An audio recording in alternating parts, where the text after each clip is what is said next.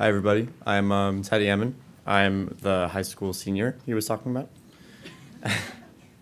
So I am 17 years old, and I go to Washington Latin Public Charter School, and I'm going to be doing a presentation on the environment in our schools and youth activism in general. So I'm going to take a bit of a different approach, and I'll first focus on my school, then youth activism in general as far as I can see, and then I'm going to talk a bit about why I'm here. So I go to Washington Latin Public Charter School. It's a school up in Northwest DC. It's public. It's very small, and it's very new. It was founded about 12 years ago. And 5 years ago, we got a new building. So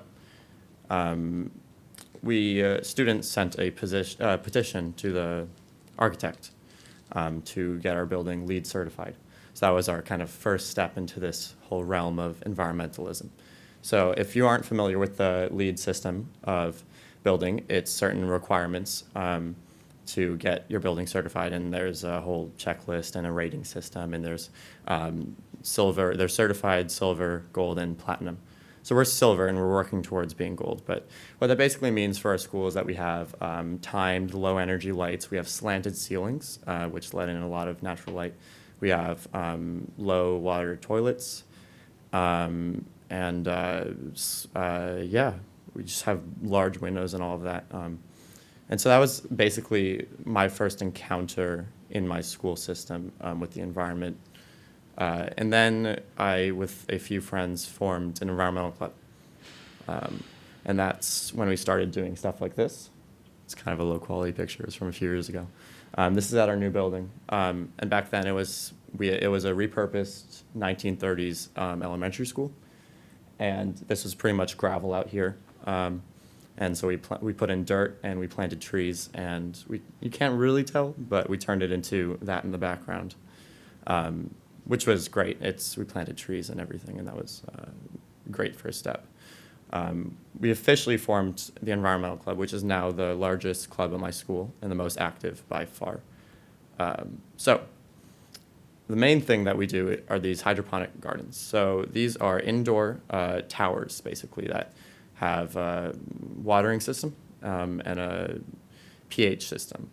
So we, with the Qatar Foundation International, brought these towers into our school 4 years ago. Just as we hadn't really done much as a club, and we thought, why don't we try and do something for our school? So we just started with two. It was quite a learning process. We didn't quite know how to build them or how to maintain them at all. But we partnered with students from Qatar and Doha, and we would Skype with them and talk about how their plants were doing and everything. So now we have 5 gardens. These are 2 of them. And we grow chard, basil, oregano, lettuce. Last year we had strawberries, which were great, except students would eat them too much. But it's a really nice thing to have in our school. They smell great. It's green, and you just pass by them in the hall, and you kind of think, oh, where are those from? And then you get involved with the environmental club, and that draws a lot of attention to our club. And it's very low maintenance, these tower gardens.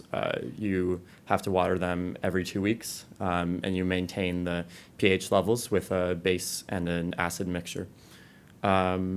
And we can, because the lights are on a timer and it's pretty much as perfect conditions as you could get for plants, we can harvest about every 3 weeks. So it's fairly efficient. And we end up having more plants than we could sell or give away. So yeah, it's pretty good. Here's just some more pictures. And so what is also really good about these is that they're not only energy efficient and water efficient, but they're space efficient. So these, since they're vertical, don't take up much area. And we have gardens in and around our school, but these are much more efficient and productive. So here are some of the other things that our school does, and that my club specifically has done. So we have led campaigns to reduce our waste. So we did events such as, this was last year, everybody carried around their trash for 2 days, which was eye-opening for some people. And then we focused on reusing, so we started reusing trays in our cafeteria. We didn't even have recycling bins when we first came to the school, so that was definitely something that we got right on. And now we've started composting in our gardens as well. And not food composting yet, so that's where we're looking right now. Yeah.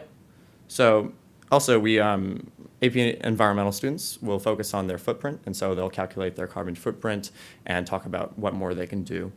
And we hosted events with sustainable food, so sustainably sourced meat, and lots of food grown at the school itself. Yeah. So now I'm going to move on to youth activism in general and why it's important. So there are about 42 million people in the US aged 10 to 19. This is about 12% of the population. And if you look around, moral awareness and social justice are at an all-time high. However, youth still remain a bit oblivious when it comes to climate change. Almost 46% of teens don't believe in climate change, and 57% aren't concerned about it. This was very shocking to me. I thought, we're in a good place, we're looking up, we're optimistic, right? But since Earth Day, the first Earth Day, enthusiasm for global and the environment has actually gone down, which was very startling to me. So I researched this some more. And youth are basically an untapped resource. People don't advertise to them as much. Lobbyists don't care about them because they obviously have bigger fish to fry. And so the theory of generational replacement states that with less experience and time to fully form their beliefs, youth remain idealistically malleable, and that a shift in youth's ideals will lead to a shift in public thought. So basically, youth are in formative years. They haven't had experiences to make them strongly believe something and are much more likely to change their mind. However, they are also very susceptible to being misinformed, and this misinformation can carry on throughout their life. So youth can directly have an impact, and this is stuff that I've seen just with my friends and with people around DC. So youth activist is tech savvy. So this is something that maybe some of the older activists are not. A youth can take an idea and spread it across the US in a matter of days. I don't know if you guys are all familiar with the Ice Bucket Challenge, but I'm pretty sure everybody under the age of 18 is. This was a bit of a movement funded put forth by the ALS Association and spread via Twitter and hashtags, and it spread like fire. And this is the potential that we have. They're loud, so I don't know if you've ever talked to a youth activist, but they can be very annoying and boisterous, but also powerful. Yeah. I don't know if are you guys involved with the march today? Have you been? Yeah? Have you been seeing that? Yeah? All right. And also passionate. So youth have energy and are always, the beliefs that they do hold, they hold firmly and will act on it if they can. So youth lack common sense often. They don't have fully formed frontal cortexes and don't always make the right decisions, but this can also be bravery. So this is actually a picture. This is a 5th grader at my school who gave the commencement speech to the high school, which I thought was pretty amazing. I mean, look at him on his stool. But yeah, so youth are not held back by the constraints that hold people back in later life. They aren't mentally restricted. Even thinking back to 5 years ago, I would do things regardless, thinking of no consequences at all. And that can be bad, and that can also be a powerful force for social change. So the last thing that youth have, and perhaps the most important thing, is time. Youth are free, much more than adults are. They aren't committed to jobs. They have school, but they also have breaks. And this is extremely important. So now I'm going to move on a bit to why I am here, because I'm sure you're all wondering, why is there some high school student talking to me about the environment, because he's probably significantly less informed than I am. So a few years ago, I got involved in this startup organization called Teens Dream, which further went on to become the Global Collaborative Network. And our original mission was just to kind of get teens thinking about the future. This was led by the wonderful Linda Staley. And it took the form of a video competition, an international video competition. And basically, you would make a short 2 or 3 minute video about whatever your current dreams were. And you would submit them, and then we would fly you to DC and connect you with mentors. So the first year, for instance, there was this wonderful girl who made a video about palm oil and rainforest and deforestation. And we flew her out. We connected her to the Union of Concerned Scientists and the National Science Federation, I think, something like that.